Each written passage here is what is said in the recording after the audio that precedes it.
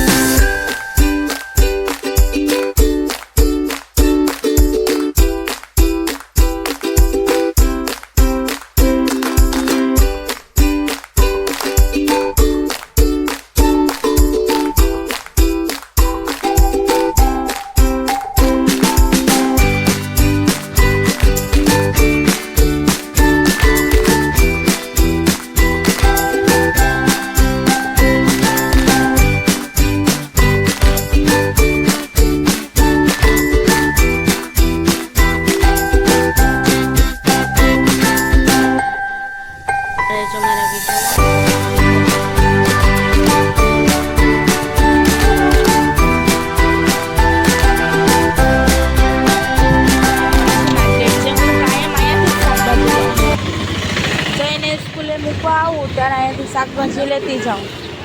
અહીંયા મને થોડુંક સસ્તું પડે અને સારું ને તાજું મળે અહીંયા શાકભાજી।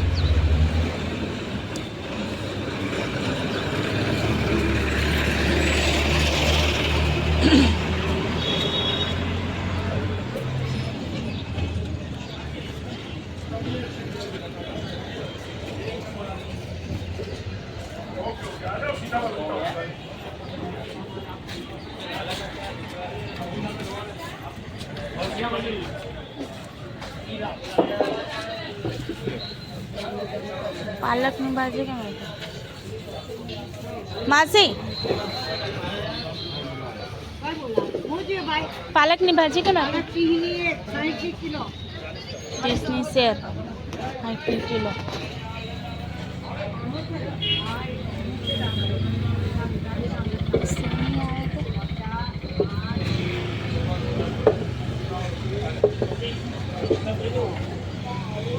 बटेका केम आप्या भाई? 40 ना किलो आपो ने।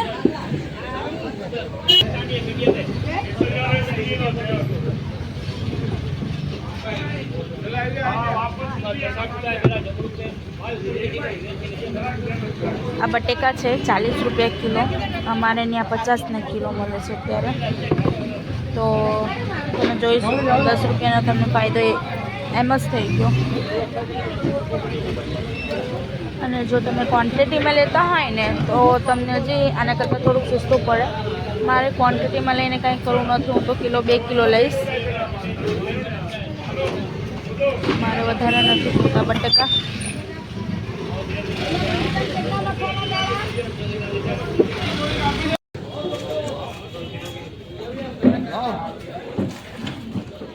કેળા લેવા છે? આદુ લેવા? હા, આદુ તો લેવાનું છે। આદુ કેમ આવ્યું ભાઈ? 60 રૂપિયા કિલો।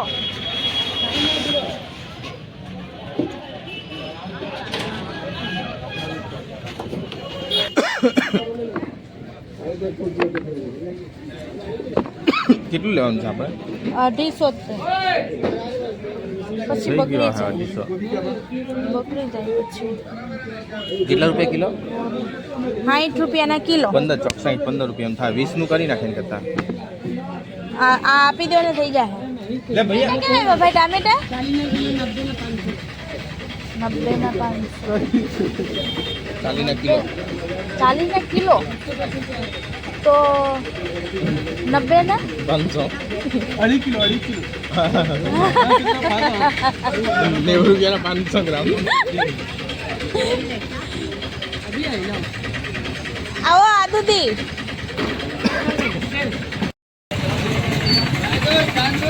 40 ના કિલો.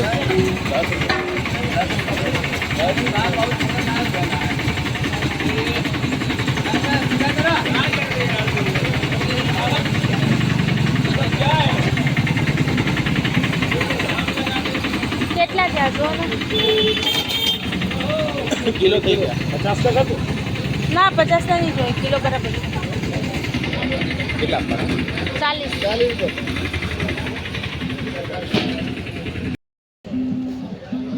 કેટલું કરવાનું?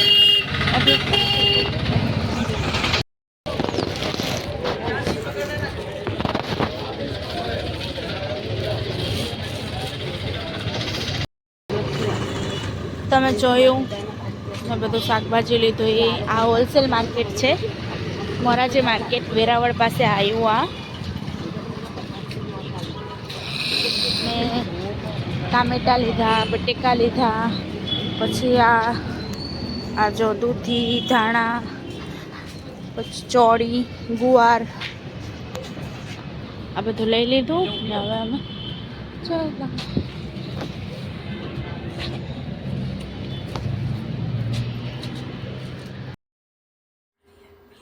તો જો અમે શાકભાજી લઈ લીધું છે. આ અમારે 4-5 દિવસનું શાકભાજી છે.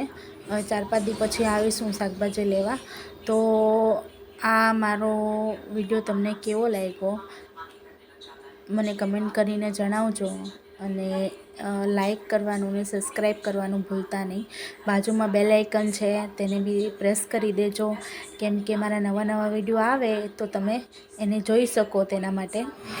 તો બાય, જય શ્રી કૃષ્ણ, જય માતાજી.